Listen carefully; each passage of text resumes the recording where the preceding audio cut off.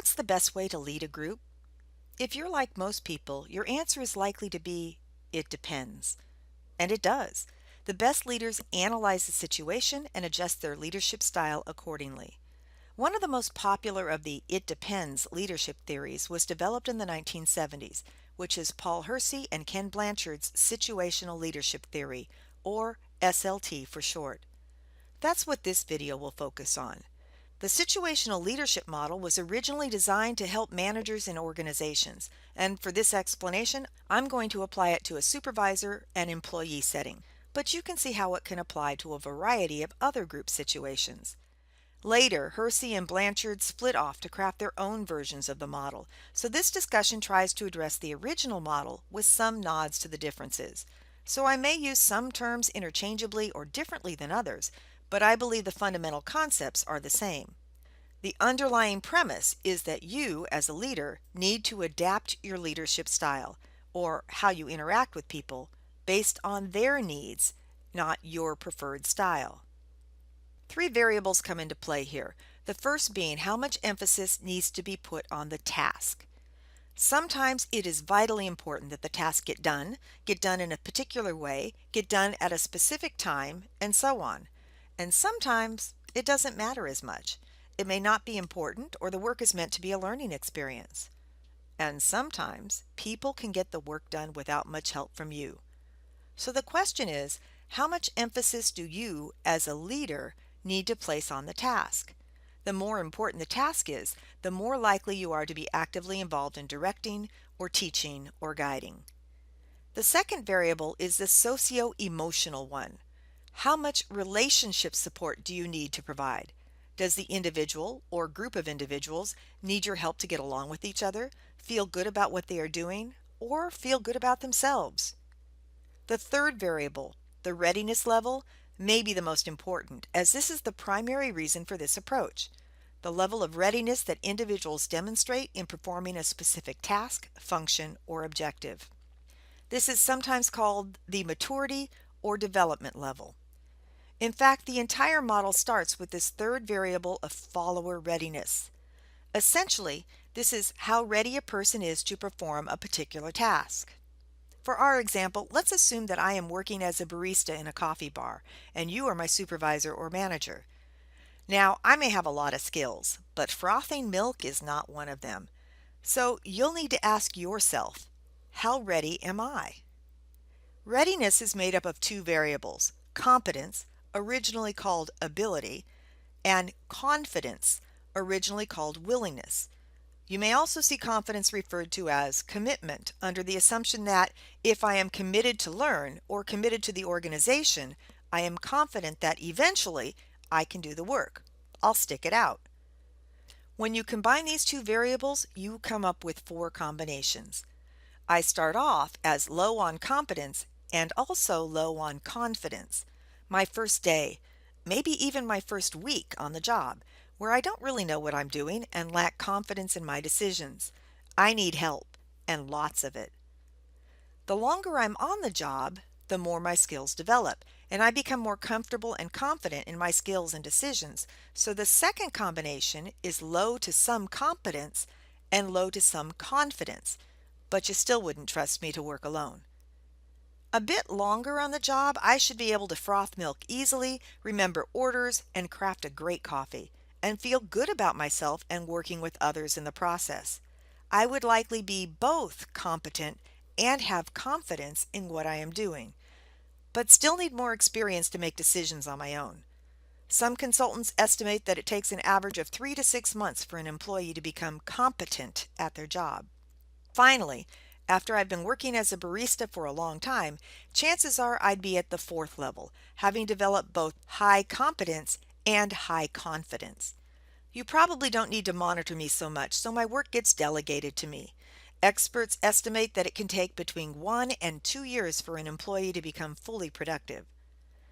These four levels are labeled D1, D2, D3, and D4. The D stands for developing. You'll often see these displayed at the bottom of the chart, starting with D1, or low competence and low confidence, on the right as developing, and D4, or high competence and high confidence on the left as developed. In early versions, they were labeled R1 through R4, with the R standing for readiness. This leads us to the actual chart, which we will start by plotting a matrix.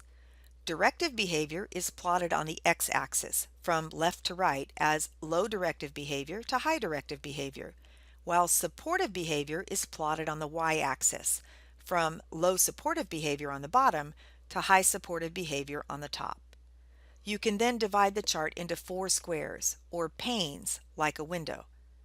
Now we can plot the readiness levels on the graph.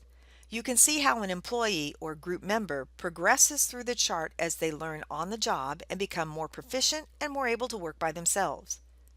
We'll start at the lower right corner, where it is high directive and low supportive behaviors. This corresponds with the D1 level in readiness. A new employee who isn't skilled yet, low competence, and unsure of what she is doing, low confidence. My first few days brewing Java for a living. You should use a directing leadership style with me, sometimes called the telling style. It's more of an authoritative teaching style. Do this way. Move up one pane to the upper right corner, where it is high directive and high supportive behaviors, which corresponds to the D2 readiness level. An employee who has been on the job for a little while, so has developed some skills and stronger confidence. My first couple of months working in the coffee machine.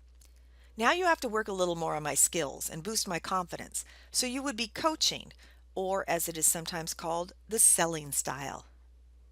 Moving to the upper left for low directive and high supportive behaviors corresponding to the D3 readiness level, an employee who has developed their skills to the point that they no longer need to be told what to do and feels confident in what they are doing, but can't completely operate on their own. So you should be supporting me, keeping me motivated and encouraging me. This is sometimes called participating, as the manager is actively participating with the employee. The final pane is the lower left corner, low directive and low supportive behavior. This employee's skills are fully developed, so there is little need for more than delegating. You can tell me what to do and leave me alone, confident that I'll do my job well and maybe come up with some new creative coffee drinks in the process. Who knows? I may be in line for a promotion. Processing time. Let's take it out of the coffee shop and into a classroom. What style would a teacher use with her students on the first day of class? As students would likely not be proficient or knowledgeable about the subject, the teacher would use the directing style, telling the students what to do without having to worry so much about how they feel about it, the class, or the teacher. However, if the class is low enrolled and the teacher is concerned that the class will be canceled, there may be some coaching thrown in there as well. So again, it depends. Would someone who has reached the D4 readiness level, high competence and high confidence, ever need to go back to the D1 readiness level, low competence and low confidence? Probably if they were promoted or given a new task. Then the supervisor would have to use some directing behavior. If you quit working at one coffee bar and started at another, would you automatically start over at the D1 readiness level? Probably not.